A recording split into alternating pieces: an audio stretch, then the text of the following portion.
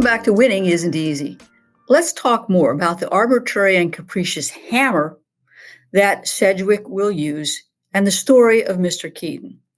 As I have repeatedly said, it's really key that you understand the terms of the disability policy or plan, because there are traps within the language of the policy or the plan.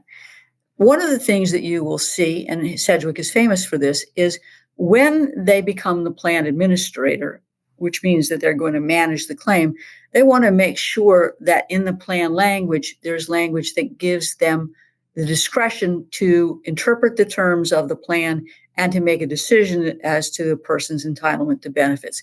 That's called the arbitrary and capricious standard of review. And Sedgwick makes sure that that language is in the plan and in the documents that give them authority to administer the claim. And that's ultimately a handcuff on a federal judge, because the judge has to apply the arbitrary and capricious standard of review in looking at whether a denial or termination of benefits was correct. And arbitrary and capricious doesn't mean what you think it means. So let me explain. I'm going to tell you the story of Keaton versus Sedgwick claims and Time Warner Cable. Keaton was a major account executive who became disabled as a result of multiple medical conditions, including coronary artery disease. Now, his doctor said he couldn't work in any capacity as he was recovering from a cardiac catheterization.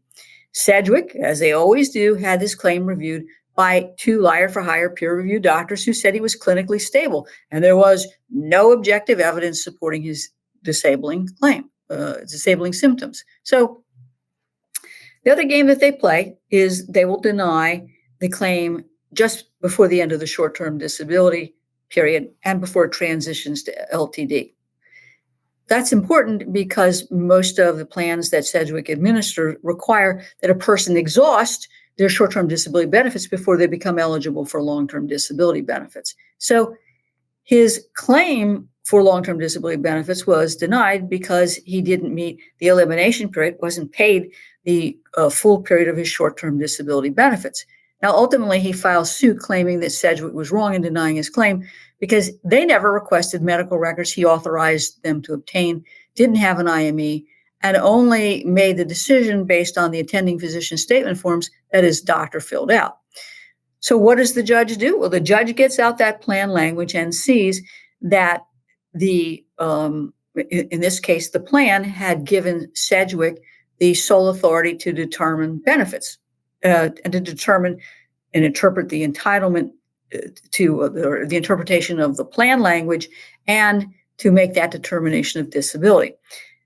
So the judge understands that there's a handcuff on what they can do because Sedgwick has the sole authority, and the only way that they can overturn it is if it's arbitrary and capricious. So the next thing that the judge does was looks at the attending physician statement form that the physician completed, and the physician only certified disability for 31 days.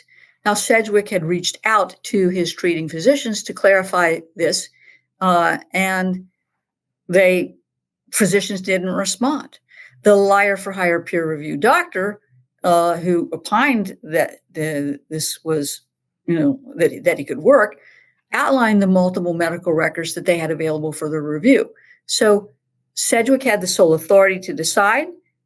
They reviewed the medical records. They concluded that it didn't support his claim, and then they hung their hat on the APS form that only certified disability for 31 days.